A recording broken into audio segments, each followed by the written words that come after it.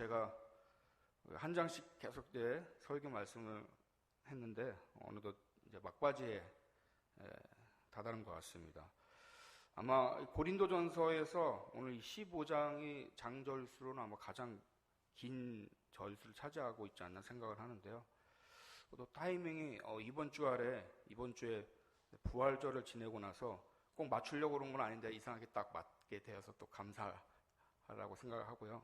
그래서 그런지 새롭지 않은 정말 우리가 부활절을 맞이했기 때문에 오늘 이 말씀이 또 새롭게 와 닿게 될 줄로 생각되는 것입니다. 여러 말 중에서 부활, 아마 이 말만큼 소망적이고 기대감을 불러일으키는 말이 없을 것입니다. 성도님들, 이번 부활절은 어떤 묵상과 또 어떤 부활의 의미로 다가오셨는지 궁금하는데요. 아마 학창 시절에 한 번쯤은 다 읽어보라는 필독서로 부활이라는 그런 소설 읽어보신 분도 계시고요. 꽤 두꺼워갖고 저도 읽다가 많은 것 같은데, 톨스토이가 쓴 부활이라는 책 있지 않습니까? 문학에 관심이 있으신 분은 아마 꼭 지나치는 작품 중에 하나가 아닌가 생각을 하는데요. 이 주인공이 배심원으로 참여했다가 살인으로 재판받는 그 여자가 자신의 집에 하녀였음을 발견하고서 거기서 지난날에 자신의 그 어떤 잘못된 행동 때문에 결국 이 하녀였던 여자가 이런 살인 강도의 그런 모습으로 인도되었다는 것에 엄청난 죄책감과 반성을 하게 되어서 거기서 이제 변화가 되고 시베리아 형무소까지 쫓아가면서 감형운동 벌이는 그런 이제 스토리인데요. 엄청 이제 대작이라서 어떤 내용들이 있는지 좀 헷갈릴 수도 있지만, 이 책 때문에 아마 많은, 지금까지도 그렇지만 문화평론도 나왔고 박사학위 받은 분도 상당히 많이 있고요. 이 내용은 결국은 인간의 연약함이 다시 한번 어떤 부활, 삶의 변화 가능성을 제시하면서 어떤 문학의 구원, 그런 것을 보여주는 그런 작품이 아니라 생각을 하는데요. 부활한다는 것만큼 우리 인간에게 있어서 꼭 어떤 종교성과 연관짓지 않더라도 새로운 소망을 갖게 하는 그런 것이라고 좀 생각할 수가 있습니다. 책 표지에 보니까 참 글이 인상적이어서 잠깐 소개를 하는데요. 이것도 참 문학적으로 좀 표현을 했더라고요. 인간이란 강물 같은 존재이다. 어떤 강이든 물이라는 것은 똑같으며 어디까지 거슬러 오르더라도 역시 같은 물이라는 데는 다름이 없다. 하지만 그 강도 폭이 좁을 때가 있는가 하면 빨리 흐를 수도 있고, 넓은 곳이 있는가 하면 조용한 곳도 있으며, 때로는 맑고 때로는 차갑고, 어느 날은 흐리고 또 어느 날은 따뜻해지기도 하다. 사람도 이와 다를 바 없다. 결국 우리의 인생의 어떤 변화무쌍한 그 가운데서도 결국은 우리가 그렇기 때문에 또 다음에 어떤 좋은 것이 오겠지 하는 그런 우리에게 좀 기대감과 소망을 주는, 참으로 인본주의적인 것에 있어서는 최고의 어떤 그러한 표현을 한 것 같습니다. 세상의 많은 사람들은 이런 것들을 꿈꾸면서 자기 인생을 다시 한번 좀 부활하고자 하는 그런 소망을 갖게 되는데요. 이것이 딱 일반적인 세상 사람들이 갖고 있는 가치관, 또 기대하는 모습이 아닌가 생각합니다. 그러나 우리 믿는 신앙인들은 여기의 차원이 아니죠. 이보다 훨씬 더 높은, 정말로 부활 자체가 그 말 그대로 새롭게 정말 살아난다는 의미에 있어서 우리에게는 차원이 다른 그런 소망을 주는 메시지라고 우리는 생각해 볼 수가 있는 것입니다. 오늘 우리 모든 성도님들이 정말 부활의 소망, 이것을 우리가 다시 한번 깊이 정말 각인하고, 우리 믿음 안에 들어온 자들이라면 정말 이 부활이 어떤 부활인지 우리는 더 깊이 깨달아 봐야 하는 것입니다. 신앙의 가르침에 의해서 예수님이 십자가에 죽으시고 3일 만에 부활하셨다는 사실, 어떻게 보면 어떤 이제 교리에 의해서라도 우리가 이제 배우게 되는데요. 물론 이런 믿음을 갖게 되는 것도 주님의 은혜의 인도함이 아니면 사실 쉽지는 않지만, 더 중요한 것은 그 부활이 우리의 적용을 위한 부활이 되어야 한다는 것입니다. 예수님이 부활하셨다. 좋죠. 예수님은 하나님의 신이시니까 당연히 부활할 수 있다. 근데 거기서 끝나는 게 아니라 이 부활이 우리에게 적용되는 부활이라는 점에서는 훨씬 더 다른 것입니다. 다시 말씀을 드리면 우리도 주님처럼 부활한다는 사실이 오늘 이 고린도전서 15장에 주시는 말씀이라는 겁니다. 쉽게 읽으면 예수님이 3일 만에 십자가에서 죽으시고 부활하셨다. 그래서 모든 많은 증인들이 있고 사도 바울도 예수님의 이 부활을 소개한다. 이 정도 차원이 아니라 오늘 이제 말씀을 잘 읽어보면 죽은 자의 부활이라는 부분이 훨씬 더 깊은 메시지로 우리에게 지금 주어지고 있다는 것입니다. 예수님의 부활 사건만을 이야기하는 것처럼 비칠 수도 있지만 오늘 이 고린도전서 15장은 그 예수님의 부활이 결국 모든 죽은 자의 부활의 첫 열매가 된다는 말씀에서 우리에게 참 놀라운 소망으로 다가온다는 것이죠. 그렇기 때문에 우리의 지금의 이 삶이 어떤 삶이 되어야 하는지 더욱 우리는 주님의 말씀을 통해 깨닫고 또 적용해 봐야 하는 것입니다. 전에 말씀을 통해 드렸던 내용처럼 고린도 교회에 참 여러 많은 문제들이 있는데 이제 마지막 문제점인 이 부활에 대한 문제점을 바울 사도는 이야기하고 있습니다. 본문 12절 오늘 읽지는 않았지만 바로 다음 절이죠. 그리스도께서 죽은 자 가운데서 다시 살아나셨다 전파되었거늘 너희 중에서 어떤 사람들은 어찌하여 죽은 자 가운데서 부활이 없다 하느냐 이렇게 말씀을 하고 있습니다. 예수님이 부활하신 것에 대한 그 핵심은 뭐냐면 죽은 자가 어떻게 부활할 수 있느냐 그런 일은 있을 수 없다는 그러한 사상들이 이 고린도 교회 또 그 당시에 팽배했다는 것입니다. 이런 부활에 관한 사상에 대해서 이 고린도 교회 전에도 여러 번 말씀드렸지만 배경적으로 여러 많은 철학 사상들이 들어왔고 또 이단 사상들이 들어왔기 때문에 이 부활 사상에 뭔가 조금씩 이제 어그러져 있는 것입니다. 그 철학 사상 중에 대표적인 세 가지 정도만 잠깐 소개해드린다면 이 에피쿠로스 학파와 스토아 학파, 이 플라톤 사상 이 세 가지 정도가 가장 큰 철학적인 영향을 받고 있었다고 합니다. 에피쿠로스 학파는 들어보셨겠지만 쾌락주의자들이죠. 그래서 이 세상이 모든 것이라고 얘기를 하는 것입니다. 죽음 이후에 대한 것은 우리가 알 수 없기에 그것 자체를 존재를 부정합니다. 그렇기 때문에 부활은 결코 생각할 수가 없는 것이죠. 또 이 스토아 학파자들은 영혼이 이 신성에 합해져서 인격이 사라지는 것 이런 것으로 생각하고 있습니다. 우리의 부활은 우리 자신의 인격이 그대로 살아있는 거죠. 그런데 이 스토아 학파들은 뭔가 좀 이상하게 영혼이 신성과 합해져서 어떤 인격이 사라지는 것으로 그렇게 생각을 하고 있습니다.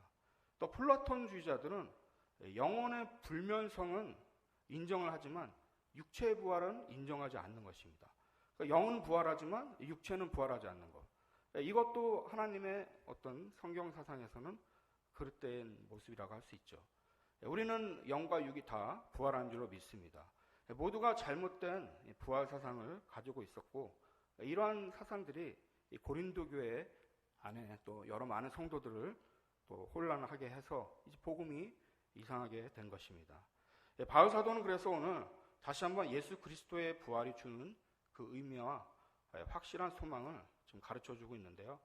13절에 보면 이렇게 말씀을 하고 있습니다. 만일 죽은 자의 부활이 없으면 그리스도도 다시 살아나지 못하셨으리라. 그리스도께서 만일 다시 살아나지 못하셨으면 우리가 전파하는 것도 헛것이요 또 너희 믿음도 헛것이며. 예수님께서 부활하신 것은 말 그대로 영육이 함께 확실하게 모든 것들이 새로운 몸으로 입혀진 그러한 신비로운 부활을 지금 말씀을 하고 있는 것이죠. 사도는 사실 제자들처럼 직접적으로 부활하신 주님과 함께하는 시간을 갖지는 못했지만 하나님의 어떤 선택적인 부르심의 계획 가운데서 지금 우리가 다 알듯이 다메섹 가는 길에 살아계신 그 예수님을 만나는 체험을 했습니다. 그래서 15장 서두에서도 그 증거의 말씀을 좀 하고 있는데요.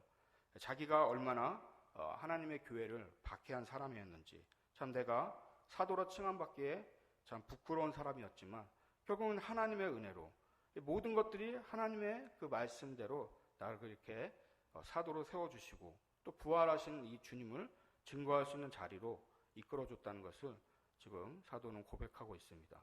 그러면서 오늘 3절에서 성경대로 그리스도께서 우리 죄를 위하여 죽으셨다 이렇게 말씀을 하고 또 4절에서도 역시 성경대로 사흘 만에 다시 살아나셨다 이렇게 말씀을 하고 있습니다. 모든 것이 그냥 우연적으로 되어진 것이 아니라 하나님의 계획과 뜻 가운데서 필연적으로 이루어진 하나님의 구원 역사임을 지금 사도는 이야기하고 있는 것입니다.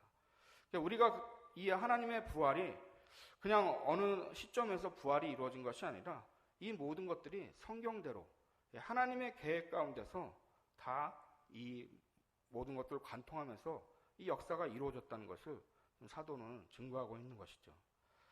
우리 신앙인들에게 있어서 중요한 어떤 신앙의 동력이 되는 것이 체험이 아니겠습니까? 하나님을 만나는 체험, 또 은혜를 받는 체험. 참 이런 것들이 참 중요한데 그러나 그것만으로는 부족한 것이 있습니다. 무엇이냐면 바로 좀 약간 주관성이 아직도 남아있다는 것이죠. 사도 바울 자신도 사실 예수님을 만나는 그 은혜의 체험이 얼마나 컸습니까? 그런데 오늘 본인이 성경대로 이런 표현을 써가면서 훨씬 더 하나님의 어떤 그런 구원의 역사, 부활의 역사가 그냥 되어진 것이 아니라 말씀에 의해서 그렇게 진행되었다는 것을 강조하고 있음을 우리는 좀 깨달아 볼 수가 있는 것입니다. 그래서 정말 성경대로 그리스도께서 우리 죄를 위하여 죽으시고 또 성경대로 사흘 만에 다시 살아나셨다. 이 말씀이 당시에 이제 이 말씀을 듣는 자들은 지금 우리는 이제 신약 성경이 좀 있지만 당시에는 이 신약 성경이 아직 완성되지 않았지 않습니까? 그래서 이 성경대로는 다 이제 구약을 기초로 하고 있는데 참 이게 참 놀랍고 신비로운 말씀입니다. 구약의 말씀에서 좀 여러 부분에서 예수님의 어떤 죽으심과 부활, 우리 뭐 성도님들 다 이제 아시겠지만 그런 부분들을 많이 언급하고 있는 것이죠. 시간 관계상 대표적인 뭐 한 구절만 좀 말씀을 드린다면 이사야 53장 같은 경우가 그런 말씀을 좀 하고 있지 않습니까? 53장 5절에 보면 그가 찔림은 우리의 허물 때문이요 그가 상함은 우리의 죄악 때문이라. 그가 징계를 받음으로 우리는 평안을 누리고 그가 채찍에 맞음으로 우리는 나음을 받았도다. 예수님의 어떤 고난에 대해서 또 그 후에 이 메시아의 하나님의 역사를 이미 벌써 이사야 시대 때도 예언한 말씀을 좀 우리가 알 수가 있는데요. 그 외에도 여러 많은 성경에서도 그런 부분들을 언급한 것을 우리가 좀 알아볼 수가 있는 것입니다. 이처럼 성경대로 예수님이 죽으시고 부활하셔서 부활의 첫 열매가 되어주신 역사는 이제는 정말 그 부활의 소망을 믿고 따르는 우리 모두가 성경대로 우리 자신들도 그렇게 된다는 것, 이 믿음을 우리에게 지금 가르쳐 주고 있다고 할 수가 있는 것입니다. 이것이 우리의 신앙의 근거가 되고 있는 것이죠. 우리 담임 목사님이 이제 수요 예배 때마다 이제 교리에 대한 말씀을 설교하고 있는데요. 이 우리의 신앙의 근거가 좀 전에 얘기한 것처럼 체험에만 국한되어 있게 되면 뭔가 허점이 늘 있다는 것이죠. 성경대로 말씀에 근거한 것들은 훨씬 더 강력하게 우리를 이끌어 주시고 지금 우리들이 아직 정말 부활의 그 자리에 있지 않지만 성경대로 우리가 어느 날인가 다 부활의 그 모습으로 참여하게 된다는 것을 우리에게 좀 시사하는 바가 참 강하다는 것을 우리는 깨달아 볼 수가 있는 것입니다. 이처럼 정말 하나님께서는 모든 것들을 성경대로 부활하게 하셔서 오늘 현대를 살아가는 우리들에게도 여전히 마찬가지로 예수님의 부활이 참으로 우리의 미래에 대한 소망을 강력하게 시사하고 있다고 할 수가 있는 것입니다. 그러면서 예수 그리스도의 부활이 우리 구원에 어떤 중요한 의미가 있는지 사도 바울은 긴 절에 걸쳐서 얘기를 하고 있고요. 또 하나님의 계획 안에서 보여주는 예수 그리스도의 부활이 무슨 의미인지 또 강조를 하고 있습니다.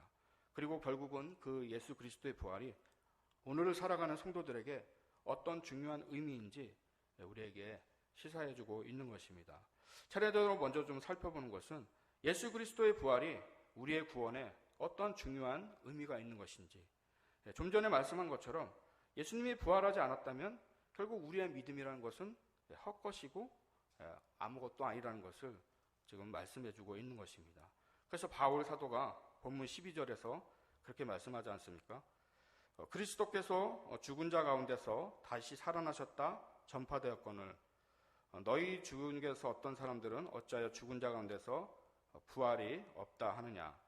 만일 죽은 자의 부활이 없으면 그리스도도 다시 살아나지 못하셨으리라. 그리스도께서 만일 다시 살아나지 못하셨으면 우리가 전파하는 것도 헛것이요 또 너희 믿음도 헛것이며. 결국 우리의 모든 믿음과 우리의 소망의 근거는 예수님의 부활에 의해서 모든 것들이 세워졌다는 것을 우리는 다시 한번 깊이 생각해 보아야 하는 것입니다.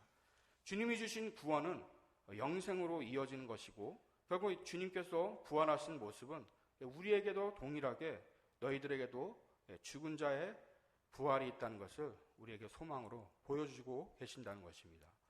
타 종교도 이 세상에서의 복과 만족을 강조하고 있습니다. 그러나 거기까지죠. 모든 문학이라든지 인생사에 대한 부분들도 다 이 세상에서에 대한 부분들에 대해서 국한해서 얘기하고 있습니다. 그런데 오직 우리 믿는 우리 기독교, 우리 예수님을 믿는 사람들은 이 현세에서 끝나는 것이 아니라 그 너머서의 영원한 것을 소망으로 주고 있기에 참으로 우리에게 귀한 은혜가 아닐 수가 없는 것이죠. 우리가 믿는 바의 복음은 죄로 영원한 지옥 심판에서 구원받아서 거기서 끝나는 것이 아니라 주님이 부활하신 것처럼 우리도 그렇게 부활한다는 그런 연장선상에 있는 구원이라는 것을 우리는 다시 한번 깊이 깨달아 보아야 하는 것입니다. 그래서 사도 바울은 17절에서 이러한 말씀을 하고 있습니다. 같이 한번 보겠습니다. 그리스도께서 다시 살아나신 일이 없으면 너희의 믿음도 헛되고 너희가 여전히 죄 가운데 있을 것이요 또한 그리스도 안에서 잠자는 자도 망하였으리니 만일 그리스도 안에서 우리가 바라는 것이 다만 이 세상의 삶뿐이면 모든 사람 가운데 우리가 더욱 불쌍한 자이리라. 그렇습니다. 성도 여러분, 정말 우리에게 예수님께서 부활이라는 그것을 보여주지 않으셨다면 우리의 그 믿음 생활뿐만 아니라 그 어떤 다른 사람들보다 우리가 참으로 헛된 그런 일들을 하고 있는 그런 불쌍한 자라는 것을 지금 사도 바울은 시사해주고 있는 것이죠. 그러나 주님께서 부활하셨기에 우리는 그 어떤 자들보다 불쌍한 자가 아니라 가장 복받은 자들인 줄 믿으시기 바랍니다. 주님의 부활은 우리의 구원과 직접 관련이 있는 것이기에 단순히 우리가 매년 부활절을 맞이해서 예수님 부활하셨구나, 어떤 하나님의 신적 위대성 여기에 머무는 차원이 아니라 저 부활이 결국 내가 곧 있을 부활이라는 그런 놀라운 정말 소망과 감사의 날로 우리는 다시 한번 새겨봐야 하는 것입니다. 또한 주님의 부활은 성경대로 이미 하나님의 계획 가운데 진행되고 성취되었다는 이 사실이 참 놀라운 것이죠. 그래서 22절의 말씀에 보면은 조금 넘어서 이제 이런 말씀을 하고 있습니다. 아담 안에서 모든 사람이 죽은 것 같이 그리스도 안에서 모든 사람이 삶을 얻으리라. 지금 사도 바울은 이 예수 그리스도의 부활이 지금 어디까지 연결되냐면 창세 때까지로 거슬러 올라가고 있습니다. 이미 성경대로 하나님께서는 이 그 전에 우리 정말 에베소서의 말씀처럼 창세 전부터 하나님 계획하셔서 아담 안에서 하나님의 모든 계획하심과 그 예배하신 가운데 그리스도를 우리에게 보내주시고 부활하는 그러한 계획들을 하나님께서 이루어 오셨다는 거죠. 참으로 이것은 놀랍고 신비로운 일이 아닐 수가 없는 것입니다. 아담의 범죄에 관한 사건을 언급하면서 아담이 지은 죄의 영향력이 어떠한지 지금 사도 바울은 이야기하고 있는데요.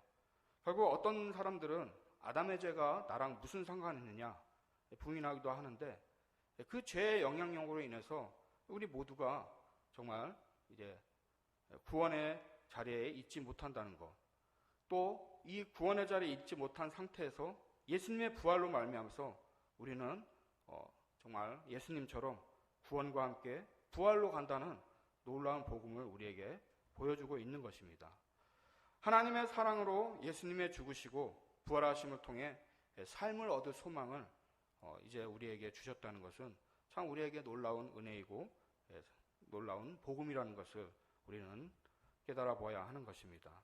사랑하는 성도 여러분, 오늘 죽은 자의 이 부활이라는 것은 단순히 정말 어떤 신학적인 것이 아니라 실질적인 나의 어떤 죽음과 그 후에 부활로 이어진다는 것을 우리는 좀 깊이 생각해 보아야 하는 것입니다. 요 몇 주 계속해서 이제 장례식을 가게 되었는데요. 참 얼마나 이 허무한지, 그리고 참 주변에서 참 많이 돌아가신다, 소천하신 분들이 하나님이 빨리빨리 불러가신다, 막 그런 생각도 들게 되니까 내 차례도 멀지 않았는지 그게 막 피부로 더 많이 와닿는 그런 시간들이 되었더라고요. 그러면서 생각해 볼 때 정말 그냥 우리가 갖는 이 신앙이 피상적으로 가장 우리에게 참 문제가 되는 것은 피상적으로 머리로 아는 그런 신앙으로 되는 것이 참 문제가 아닌가 생각합니다. 오늘 이 부활도 마찬가지입니다. 매년마다 연례 행사처럼 계란 나눠주는 그런 부활이 아니라 정말 내가 어느 순간 주님과 함께 부활한다, 이런 생각을 해본다면 우리의 신앙이 훨씬 달라지지 않을까 생각해 볼 수 있는 것이죠. 주님의 부활은 성경대로 이미 하나님의 계획과 그 은혜 가운데 진행되고 성취되었음을 오늘 사도 바울은 이야기하면서 이 계획이 결국 오늘을 사는 우리에게도 그대로 적용된다고 말씀하고 있는 것입니다. 또한 마지막으로 주님의 부활을 통해서 현재를 살아갈 후대 믿는 자들의 모습이 그래서 어떻게 살아가야 되는지에 대해서 또 바울 사도는 31절 이하에서 쭉 이야기를 하고 있는데요. 31절 이하에 넘어가면 이런 말씀을 하고 있습니다. 잠깐 보겠습니다. 형제들아, 내가 그리스도 예수 우리 주 안에서 가진 바 너희에 대한 나의 자랑을 두고 단언하노니 나는 날마다 죽노라. 부활에 대한 말씀을 하면서 갑자기 바울 사도가 나는 날마다 죽노라, 이런 말씀을 하고 있습니다. 당시에 신앙을 갖는다는 것은 지금과는 많이 다른 환경이었습니다. 아시다시피 이 당시가 로마 황제 숭배를 하는 그러한 사회 분위기 아니었습니까? 황제에게 머리를 수그리지 않는다는 것은 목숨을 내놓는 일이었습니다. 바울 사도뿐만 아니라 그래서 많은 신앙인들이 우리가 아시다시피 순교의 길을 갔는데요. 그래서 그런지 자신의 고난이 결코 자기 개인적인 유익을 위한 고난이 아니었다는 것을 32절에서 바로 이야기를 하고 있습니다. 잠깐 보시면 내가 사람의 방법으로 에베소에서 맹수와 더불어 싸웠다면 내게 무슨 유익이 있으리요? 죽은 자가 다시 살아나지 못한다면 내일 죽을 터이니 먹고 마시자 하리라. 바울 사도도 본인 스스로에 대한 위협감, 만일 나 자신에게 부활이라는 그 소망이 없다면 나 역시도 내일 죽을 터인데 오늘 먹고 마시는 것이 훨씬 낫지 않을까. 그러나 내가 정말 이런 고난을 받는다는 것은 결국 나의 개인적인 그런 유익을 위한 고난이 아니라 복음을 위해서 받는 고난이기에 기쁘게 이 고난을 받는다고 지금 사도 바울은 이야기하고 있는 것입니다. 죽은 자의 부활이 없다면 아까 잠깐 소개한 것처럼 에피쿠로스 합화철처럼 오늘을 열심히 즐겁게 먹고 마시면서 즐기는 일에 몰두하는 것이 오히려 나은 일 아니겠습니까?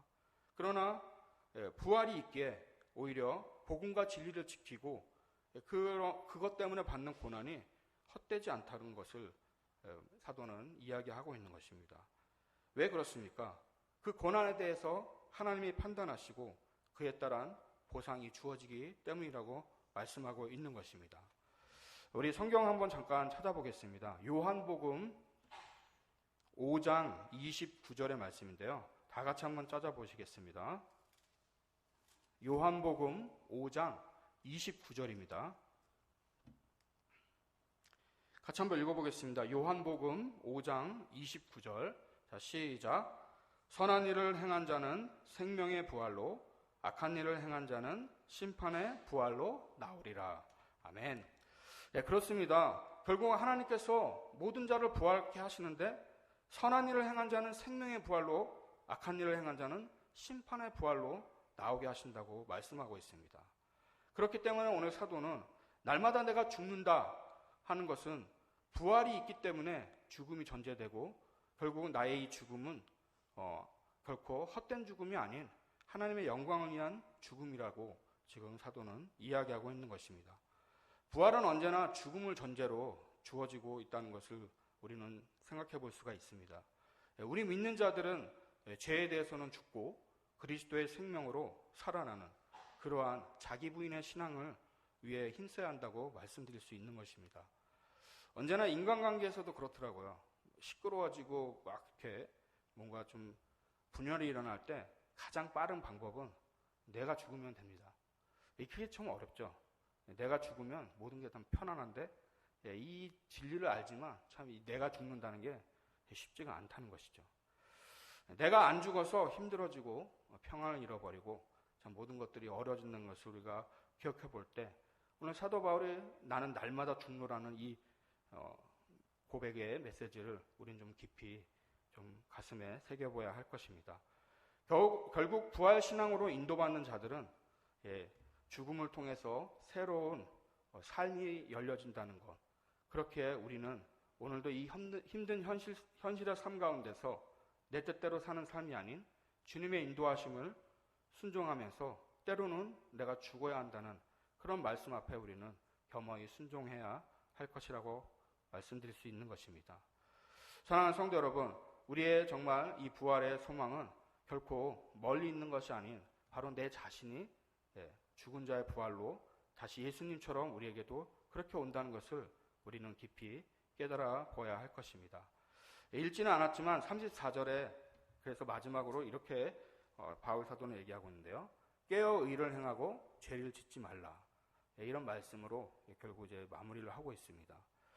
우리 모든 성도 여러분, 정말 부활하신 예수 그리스도의 그 부활이 결코 멀리 있는 부활이 아니라 오늘 나의 삶을 인도하고 또 나 역시도 주님과 함께 똑같은 그 부활의 은혜가 있다는 것을 우리가 믿음으로 믿고 이 세상을 살아갈 때 정말 깨어 의를 행하고 죄를 짓지 말라는 그 사도 바울의 음성처럼 우리가 그 말씀을 순종하게 힘써야 될 줄로 믿는 것입니다.